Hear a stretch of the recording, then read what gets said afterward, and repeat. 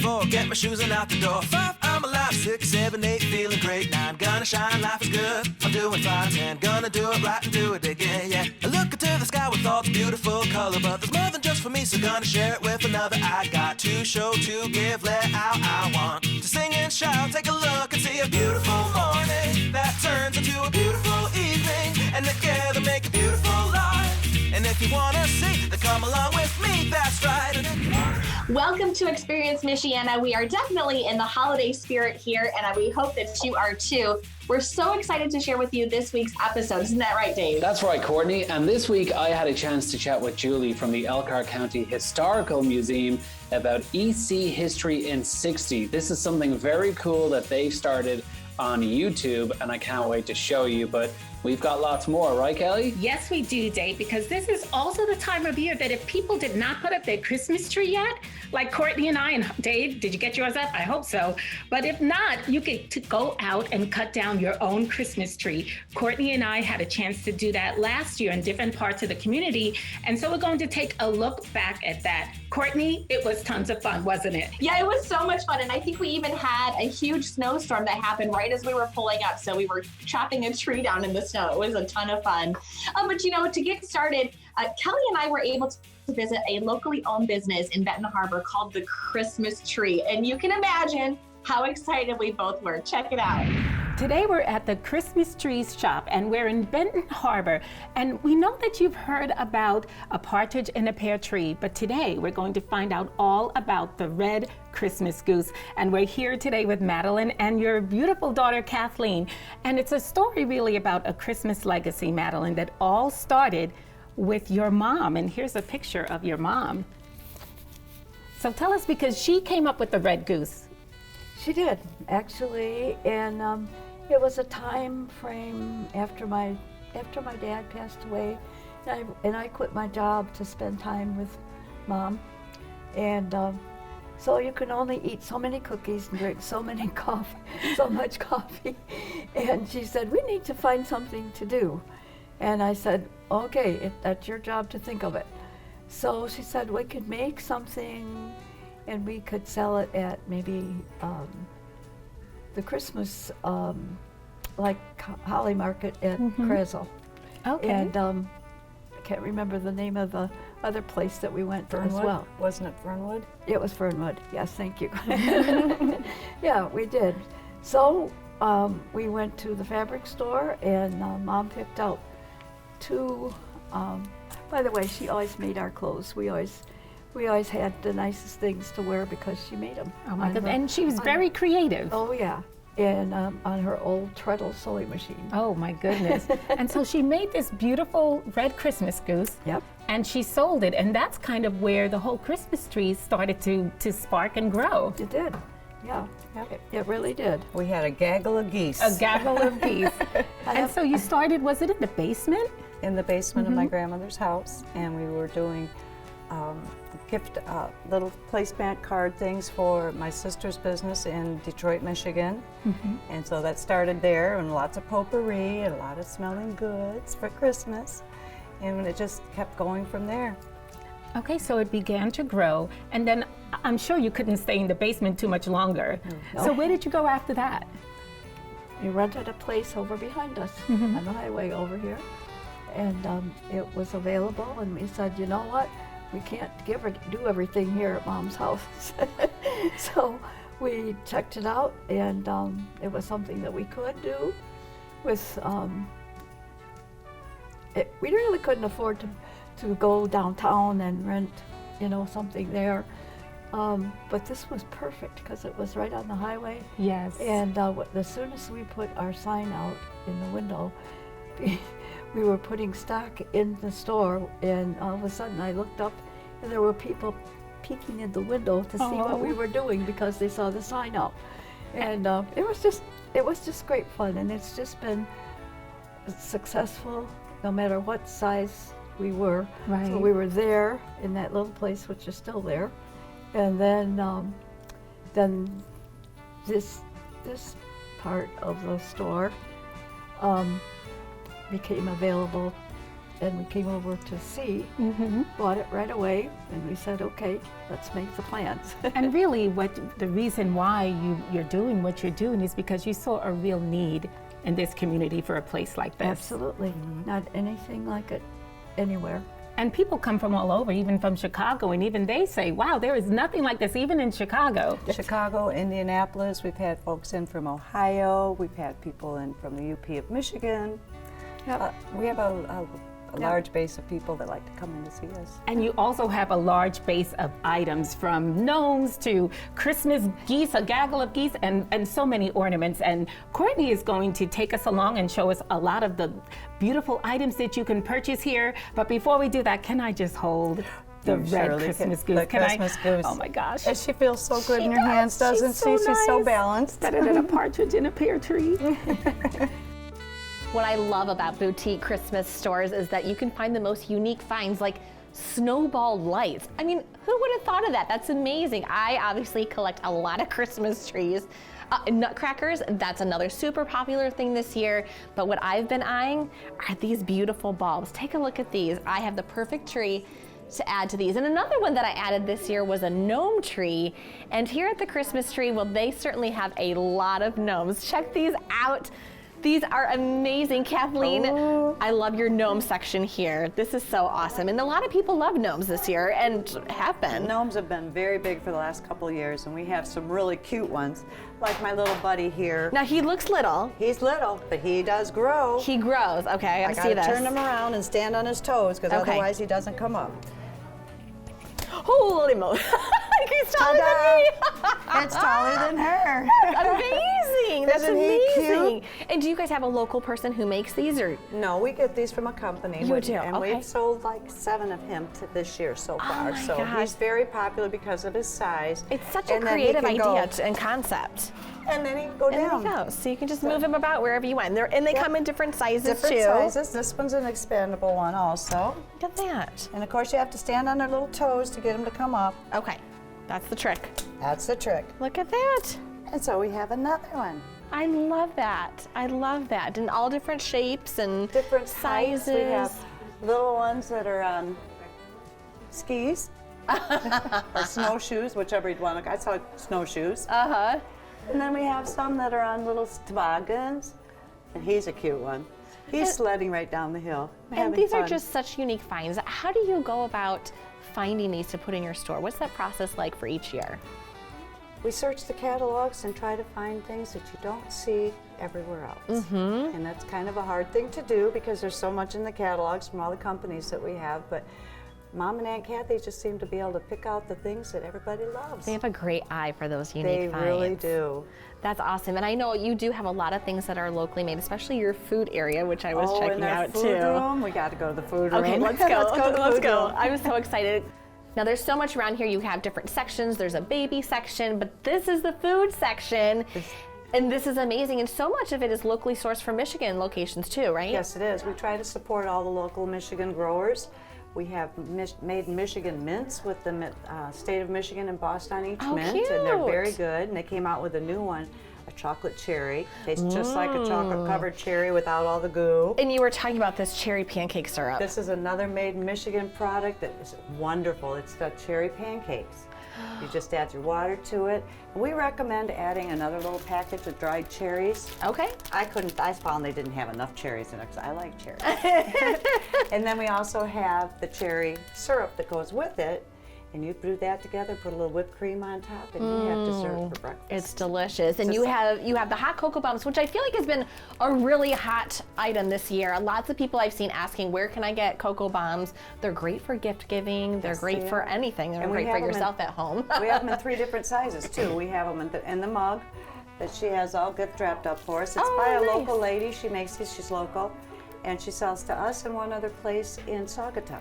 So very that's localized. Very localized, Great. and we try to support our local artists and our Sure. food vendors and such. We have it in the cups, we also have it in the boxes, and we also have it bagged in a cute little thing. This is a place where you can get your hot cocoa bombs. Now, what I love too, I noticed there's lots of baskets around here, but people can kind of put their own gift baskets together, and you can help with that? Yes, we can, and we can even gift wrap them up, and we cello wrap them up with a pretty red bow on Love it and that. everything, and they can see what's in the basket, but some things might be wrapped, so there's secrets in the basket too. I love that you can kind of put it all together and piece together. So if you know, I feel like that's a lot of times when I look at a gift basket, I'm like, oh, I don't like half of those things in there, but here you can really personalize it Yes, you for each person too. And we can even, on certain ornaments, put names on things. So if you want to purchase an Oh, ornament great. to put in your gift basket, we can put the person's name on it and the year and everything else. I love that. And now you were talking about the cashew crunch. Can we go check that? Crunch. This is a really popular item for you guys, right? Yes, we can't keep this in stock. It melts in your mouth. I did have a piece and it does. And it's made by the Amish people, and we only get it in the wintertime because it's made with so much butter that it doesn't last in the heat. Oh, So okay. this is a Good really to know. good gift idea. It's under $10 and it makes a nice gift for folks. That's wonderful. Comes wrapped or unwrapped. All of these great food ideas. I know there's so much more here for us to look at. I see some peppermint crunch over here. That Yes, I'm that's made by the into. Cocoa Bomb lady. She Oh, makes she makes it. this also, and they come in little Christmas Okay. trees. And chocolate covered peanuts and dips and mustard. That's really So good. many goodies in here. I am now hungry, very hungry for Christmas. Well, we have find a snack and have a snack. I will. All right. Well, let's go check out some more things. Okay, let's go do that. Awesome. Now, Marianne, you've worked here for a while, and, Yeah. and you are a retired teacher. Yes. And so the books are your thing here. Yes. This is Yes. great. And this is also, tell us a bit more about this book. This is kind of a unique thing. Yes, this is a local artist. She lives in Benton Harbor, and she was here a couple of Fridays ago to autograph and talk to people about her book. Okay. And she's coming back on, let's see, December 18th Okay. from 11 to 2. So she authored this book, and this is Eleanor's Very Merry Christmas Wish. You know, I have a niece named Eleanor. This would be a perfect gift for her. Perfect, yes. Oh, how wonderful. And she has you can just buy the book. She has a little kit, and then she has a package with Okay, different it's got things. little games. I know you guys have games here too. Yes. One of the other books that I saw are these books. Yes. These are amazing. These are very special. I don't know if you can zoom in on these. Tell us about these books. Well, these are books that as you raise and lower, they move. And then what they have is up here, it tells you a little bit about a shark. But the amazing thing of this, we not only sell it to children, but we've had adults Oh, I bet. buy them and put them on their coffee table. Do you have Ocean the Safari The one was safari. so cool. Can you Yeah. see that? Look at it move. That's That's amazing. a technique, yeah. And you can barely keep these in stock, so you got to get Yeah, these before yeah. Christmas. Come show us some We've more of the had books. we've had second orders. Uh-huh. And this is more books here. And you have Christmas books all year long, but this is really the time now to get these. Yes, they're non-destructible. Until you get them to my kids, right? For the most And then part. this is kind of a unique situation. They're books, but they're also musical. Welcome to the Symphony. And if you push the number, like 7, it'll make the sound of the instrument that love I it. just put. And this year, the jazz one is new. Okay. So if someone is playing an instrument, this is really good. And then we have these And just sticker learning those new sounds and stuff like that too. paint by sticker for kids. Kids love stickers. Yeah. Yes, they and do. there's numbers, and then the stickers are in the back. Oh, so they can actually put them on. Yeah. So it helps them with their numbers too, because they Number have to find the and right shapes. keys and the shape. Shapes, yes. Oh, those are amazing. There is so much here, and you And even here's have. one with, now this is horse crazy, a lot of with projects and games and all kinds of things that they can do. Oh, look at with that. Those are our favorite kind of books, the ones that But you know they kind just of go in do more depth. unusual things for children you don't see.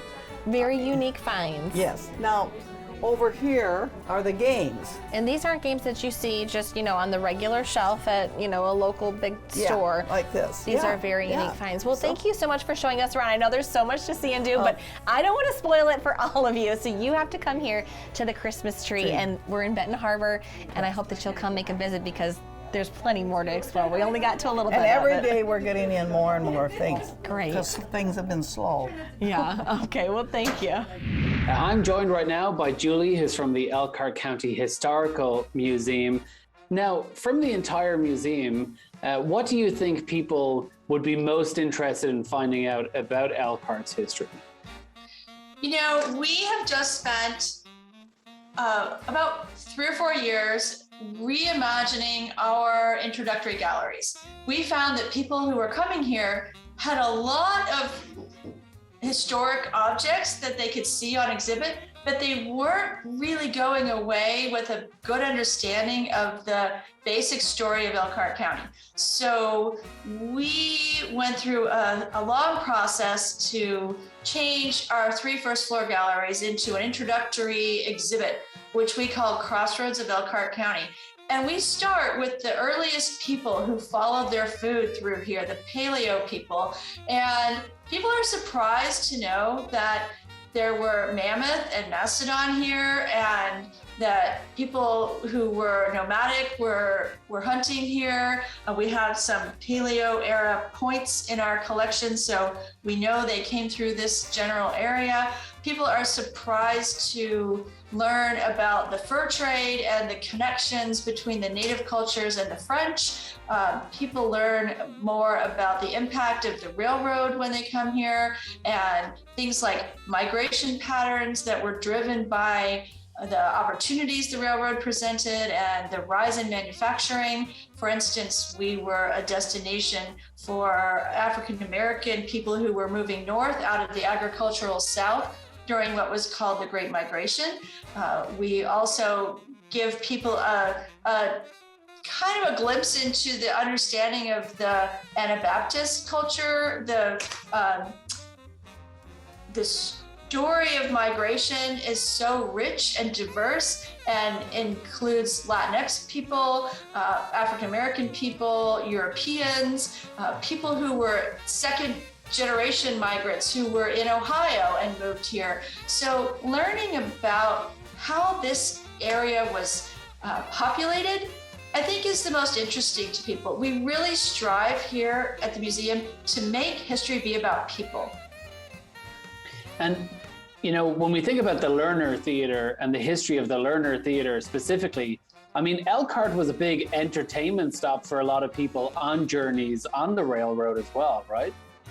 You know, that's true. And in fact, we have a little diary of a young woman who, during the time she was writing her diary, she transitioned from being a student to being a very young teacher. But she tells in her diary this funny story about when the circus came to Elkhart and someone in her family had to stay behind and take care of, I think, a sick relative. And so she had to stay behind and she didn't get to go to Elkhart to see the circus, which came in on the railroad. And I always find that interesting. Like, did she ever get to go see it somewhere else?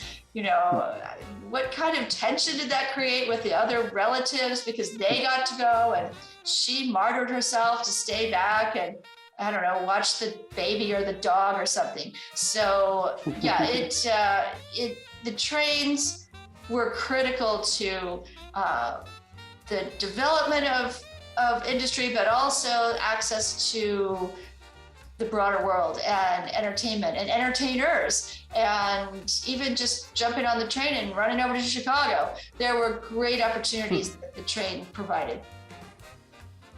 And of course, Elkhart County, you know, it's not just Elkhart or Bristol, you know, Goshen in itself. I mean, people from Goshen and people from Elkhart City itself, they feel like obviously they have a lot in common, but they also have histories that are very unique as well.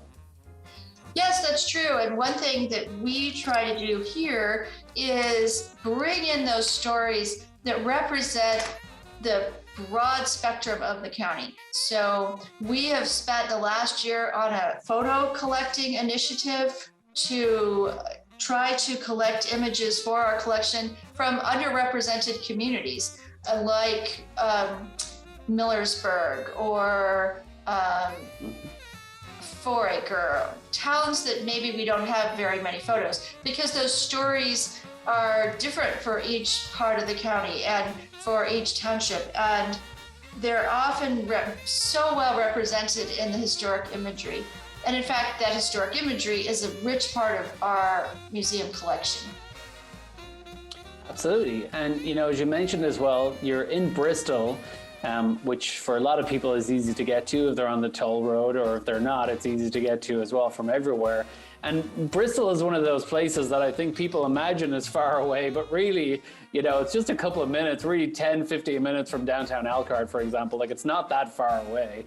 But if people want to come along and experience the museum, when can they do so? When are you guys open? So the museum is open Tuesday through Saturday from 9 a.m. to 5 p.m. We have pretty broad hours. Now, we are closed on major holidays, but our general hours are Tuesday through Saturday from 9 to 5.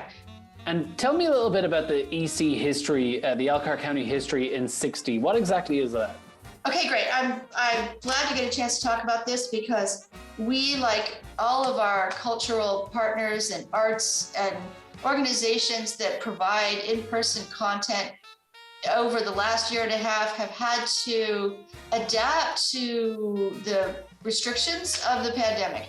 So in March of 2020, we looked at what we were doing and what we were not able to do with the museum closed, and started developing online programming, videos, Facebook Live tours, programs where you could join through Google Meets and hear a lecture, things like that. And we had a lot of fun with it. And over that time, Patrick McGuire, who's our curator of education, was really helping us raise the bar on our production quality. We started with no real skills in video editing or production. We just threw ourselves into it. And he kept saying, okay, we can do better, let's try this, let's do better. So then this summer, he came up with a really great idea to push out content that was in bite-sized pieces. So the EC History in 60, and the subtitle for that is Bringing You History as Fast as We Can. And so he takes a topic and condenses it into a 1-minute little lesson. And every 2 weeks on Friday, we put out a new video. And Patrick McGuire really drives that process. It comes up with the topics. We talk about them as a team, ideas for topics, but he then uses the resources in the historical library and in the photo collection and tells a quick story of history from across the county. Well, Julie, thank you so much for coming on and talking to us on WNIT. Talk about those videos. I think we should have a look at some of them. Hello, and welcome to the latest edition of EC History in 60, where we are featuring Mi'sha-Taha-Wenke and how Elkhart County got its name. The stories around how the city of Elkhart and Elkhart County got their names have included the idea that the island where the Elkhart and St. Joseph rivers meet resembles the heart of an elk, or that there was a native figure known as Chief Elkhart. Both of these stories are myth, but have been ingrained in our community's collective memory. The authentic story is the history of Mi'sha-Taha-Wenke. The history is much more impactful and traces its history back to the origins of the Miami culture. According to their own history, the Miami traversed Lake Michigan, explored the St. Joseph River, and in their own words, came out of the water, forming their own culture and starting a village at present-day South Bend. As the population of the village grew, a group broke off and headed east, establishing the village of Mi'sha-Taha-Wenke at the confluence of the St. Joseph and Elkhart rivers, passed down through generations of Miami people and recorded in the 1820s by C.C. Trowbridge, the first group to establish Mi'sha-Taha-Wenke, killed an elk, and a woman hung its heart on a tree. When it was stolen, the woman was so overcome by emotion that the story connected to this area, and the village and river took its name, Mi'sha-Taha-Wenke, which translates to Elkhart, giving the area the name it has had ever since. And that is your EC History in 60. We're at Hensler Nursery Farms today, and I know you guys have heard of the Polar Express, but forget that. Look at what we have here, the Hensler Express. Ready? The nice thing about having a real tree when you take that home, it's going to be different from every other tree that you had. Yes. It's not one of those manufactured trees. It's something that's, in the case of this tree, grown locally on this site, You're going to cut it, it's going to be fresh, totally unique from every tree that you're going to have from now on. Yes. It'll be different. Absolutely. There is nothing like a real tree. And can I just tell you, my kids and I, we actually name our tree. And so we do. We've had Krista, we've had Noelle. So I don't know what this name will be, but we will definitely name her. She's beautiful. I am ready to cut it down. Now, do you think I can do it myself? What do you think? You're welcome to try. I'll hold some branches up if you want to. Oh, okay, right down here. All right. Oh my gosh, guys, can you see this? I'm actually, okay, I'm not doing too bad. Oh my gosh, I'm shocked. I didn't know I could do this. Oh, we got it down. What's next, John? Kelly, your tree has been fresh cut from the field. It's been shaken, it's wrapped and ready to load. Well, thank you so much. My goodness, I didn't realize how tall she was. And the name of your favorite tree is? Sparkle. Sparkle. Sparkle is her name. Enjoy Sparkle. Merry Christmas, Kelly. Merry Christmas to you. Now, I am a pro at this. I do this every year. All right. I usually have my team of helpers, but they're at school today, so. Am I doing this right? Yep. Is that a good spot? Yep, Does it matter where you start sawing it at? Yeah, we always want you to cut as close to the ground as possible. Oh, well, you know, that's pretty good. Yeah. Oh, I hit it! There it goes. I hit it! You got it! Woo! Timber! Beautiful. We have a Christmas tree! Beautiful. All right, and we'll take it down to the barn and we will get all the dead needles shook out of it. That's just something we do for every tree. And all the snow? And then, yep, it'll help get that out of there too. And then we'll wrap it up to show you how we do that for taking it home. Awesome. I'm so excited. Good. Thank you, Chris. Yep. Well, we've chopped our tree down and now it's time to warm up. I got my free hot chocolate to go and Harper's warming up my feet very nicely for me. But this is a great way. If you haven't already started your family tradition with Pinecrest Christmas Tree Farms, now's the time to do it. So head on out here to Galeen, Michigan, where you can warm up with some hot chocolate, grab some ornaments for your tree, and have a good time. There is nothing like getting out and cutting down your own Christmas tree. And I love a real tree in the house. It makes the whole house smell like Christmas. But if you're still looking to do that, just be sure to check on it because some places they're already sold out of Christmas trees, or you can't get in there and cut down your own. You have to get a pre-cut one. But who cares? The most important thing is that you have a Christmas tree in the house. That's really good to know. I know we chopped a tree down and it was very slim pickings this year. So make sure you maybe check out their websites or give them a phone call before you head out to any of those local Christmas stores. But you know, we also talk about music in the holiday season, and next week is our musical show. I'm so excited for that to kind of showcase our local Michiana talent. It's going to be absolutely wonderful. And you know what? I hear that we're going to have some surprise singers on next week's show as well, which I'm excited about, but you're going to have to tune in to actually see who those surprise singers are going to be. We are so excited to bring you the beautiful sounds of holiday music right into your own home. And it all starts next week. And like Dave said, I think there are going to be some surprise singers as well as many talented singers from the community. So be sure to join us on the next Experience Michiana with tons of holiday music. Experience Michiana is made possible in part by the Community Foundation of St. Joseph County and the Indiana Arts Commission, which receives support from the state of Indiana and the National Endowment for the Arts.